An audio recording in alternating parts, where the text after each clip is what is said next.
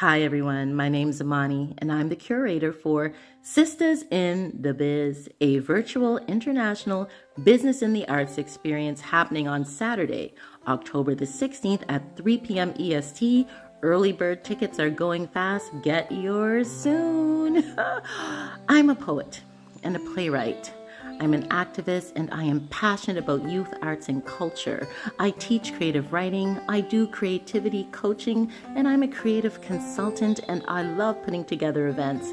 And now you're going to get a sneak peek of who else is going to be featured. We've got Paulina O'Keefe Anthony. She is an executive director. She's a millennial on a mission. She helps organizations get millions of dollars. She's a spoken word artist and a creative consultant.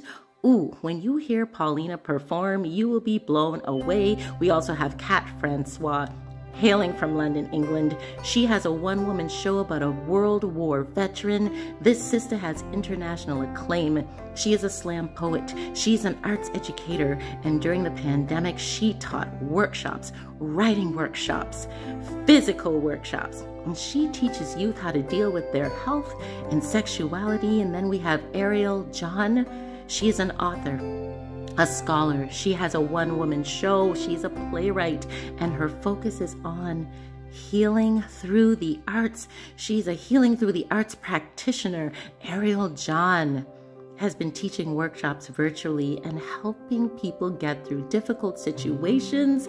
And we've got Sydnie Paris in Nova Scotia, our youth facilitator. She is amazing. Choreographer and a kinesiology major, and we are all going to be live to perform for you and present and teach you some tips for your own career in the arts. And this event is for everyone, creatives, artpreneurs. If you're wondering about the arts, do not hesitate. Go on to the link and get your ticket today. And now, listen up to what you will hear on October the 16th. Hey, oh, oh, something for the mothers. This is a different kind of Mother's Day poem. I always check out on Mother's Day, but today I'm checking in. I'm checking in on the sisters and brothers like me who lost their mother, where no matter when it happened, it always makes this day a bit harder than the average day. I am checking in on those who had difficult relationships with their mothers, so today is sometimes a battle of the media portrayal of a mother or mom versus your reality. I always check out on Mother's Day, but today I'm checking in. I'm checking in on those people who are taking care of their mothers, where the relationship has changed from daughter to caregiver, and no matter how much love you give her, she doesn't always recognize you as you try to help her walk or feed her or change her. And my heart breaks for you as you hang on to the memories of who she was. We first met, he called me the upgrade. I was everything she wasn't. She was clearly the crazy ex, over-the-top welfare baby mother who constantly rotated through men faster than the dresses she wore in her closet to date them, and I was everything she wasn't. Not even a mother yet in real life, but I played that role better, according to him. Along with wife, the pedestal I was perfectly placed on gave more headroom for my ego, blown up like a blimp, and boy, was it turning out to be a good year. Fast forward 5 years into the future, 2 kids and 40 fights later, I realized that he wasn't who I thought he was. And she wasn't all the crazy he chopped her up to be.